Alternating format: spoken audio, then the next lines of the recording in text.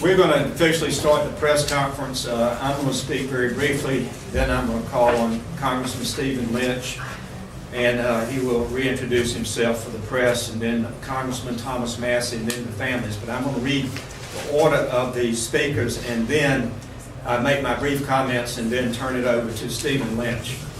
The families that are here today, and they again will reintroduce themselves: Terry Strada, Alice Hoagland, and Sylvia Carver. These are family members who lost loved ones during 9/11, so therefore I will let them explain why they're here today and why they support H Resolution 428.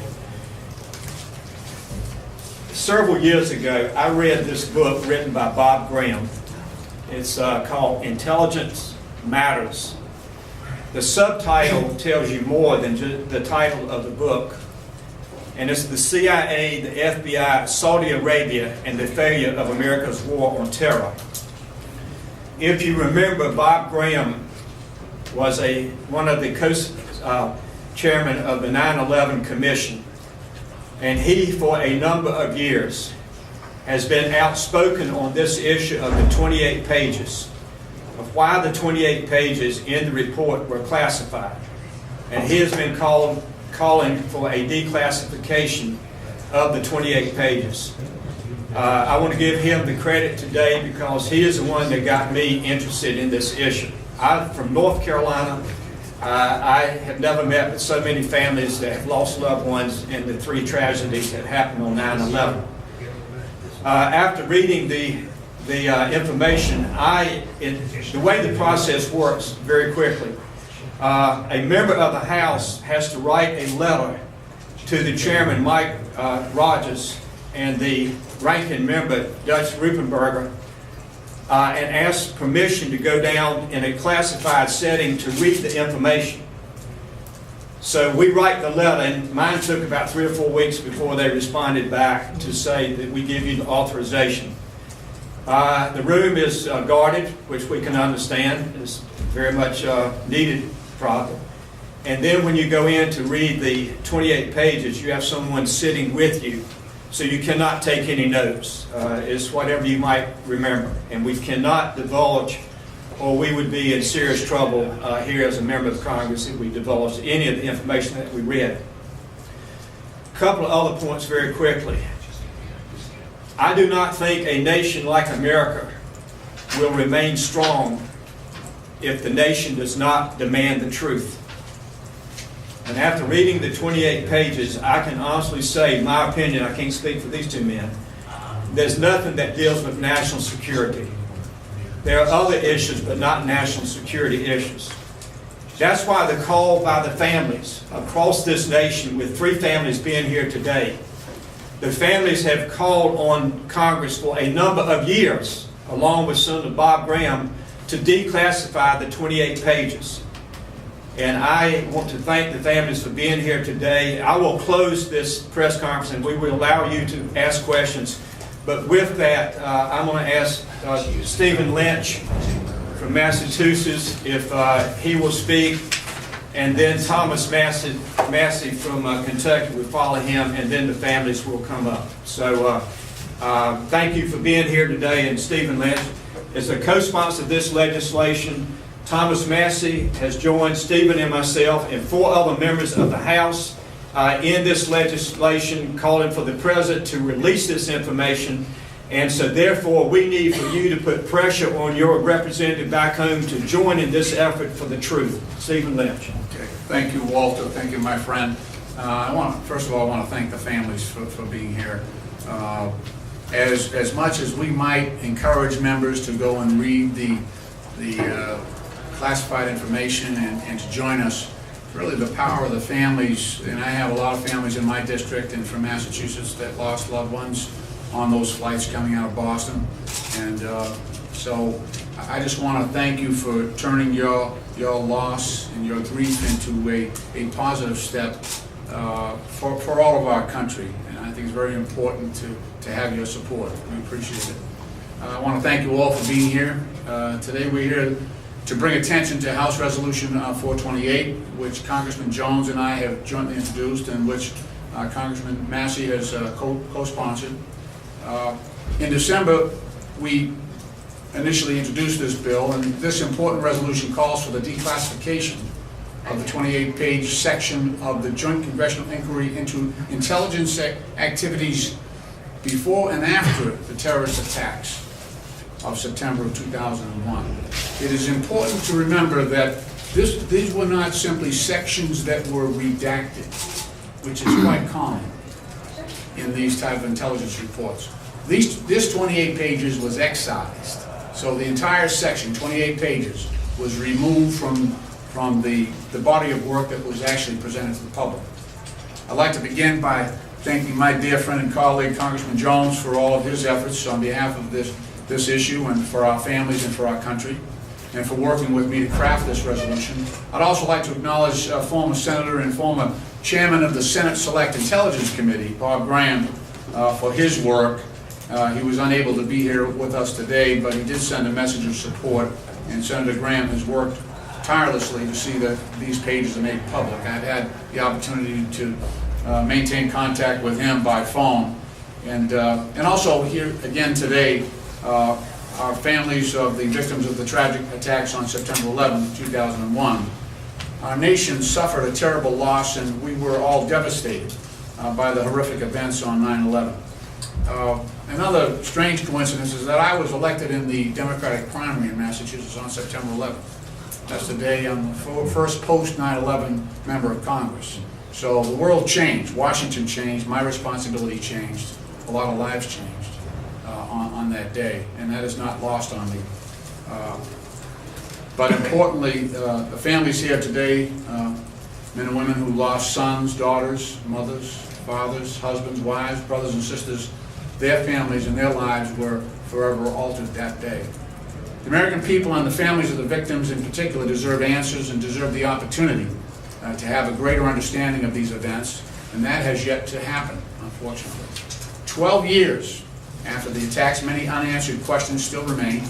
I strongly believe that these pages contain information that is vital to a full understanding of the attacks on 9/11 and the circumstances that led to them.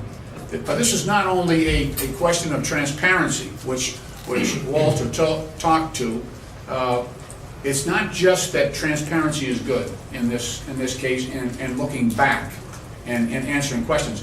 I think also these 28 pages, the nature of the disclosures here, I think is instructive to our foreign policy going forward. So it is not just looking backward. It is actually informing Congress to make sound, solid decisions going forward. That might be the most valuable.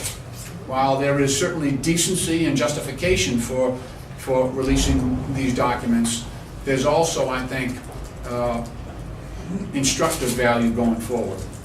I read the classified sections this past October after being encouraged to do so by my friend, Mr. Jones.